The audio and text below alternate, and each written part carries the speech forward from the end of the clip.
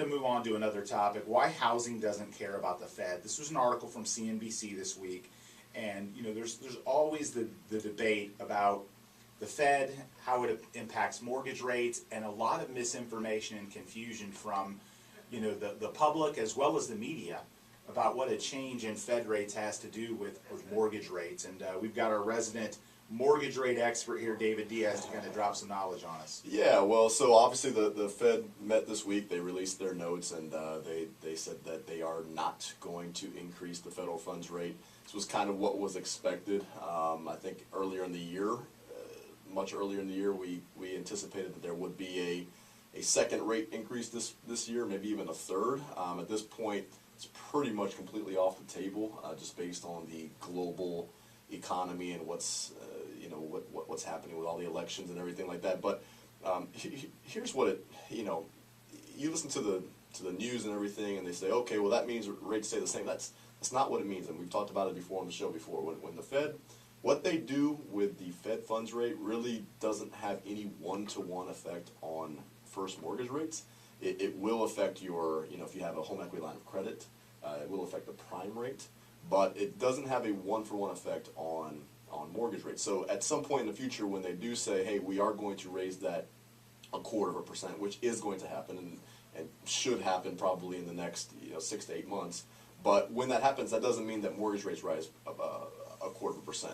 It could have a coincidental effect on it, but mortgage rates are going to ebb and flow during that time period regardless. And so what actually happened when the Fed announced this is all the markets actually have gone up over the last couple of days. The stock markets, the oil markets, even the mortgage rates, the mortgage-backed securities market went up, which means rates actually have gotten slightly better than what they were before. So it's all a roller coaster. It's all ebb and flow. And if you're looking at the charts, just imagine tracking a particular stock, and you'll see its peaks and valleys throughout the week. But what the article was really talking about was why it doesn't really matter for what you were just talking about, the statistics of home sales. And there's actually a lot of economists that predict that home sales will actually increase when rates increase. And I think there's a lot of validity to that. And I think the reason being is because it motivates people. The toughest part for me, and it's just not how I work, but a lot of people are motivated by fear. And the fear of it getting too unaffordable finally motivates them to get off the fence, because they lose the idea that rates are just going to keep dropping forever.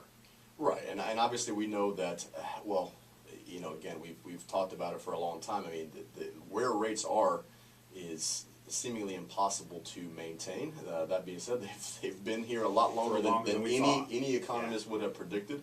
But, what's crazy is that when rates go up, theoretically your purchasing power goes down because now you can afford less of a home.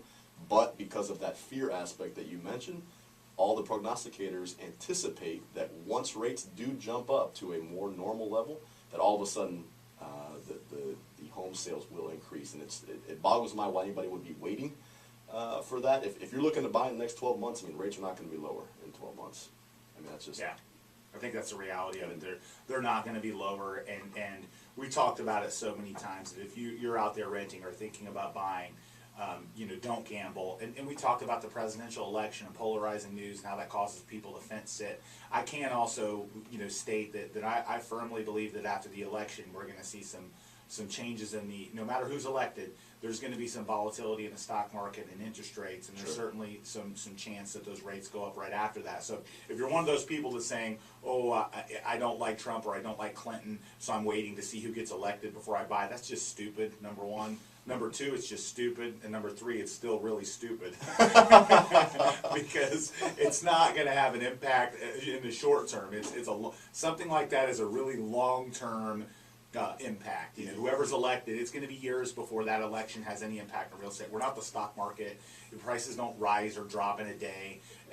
But those interest rates are what trickles down to impacting real estate values and home sales. Yeah, and it's a tangible asset you're buying. It's not a piece of paper and a stock certificate right. that you don't actually touch. So what the article also mentioned was what is plaguing housing more than mortgage rates, because mortgage rates can't theoretically get any better. Right. So what is holding it back from being even better?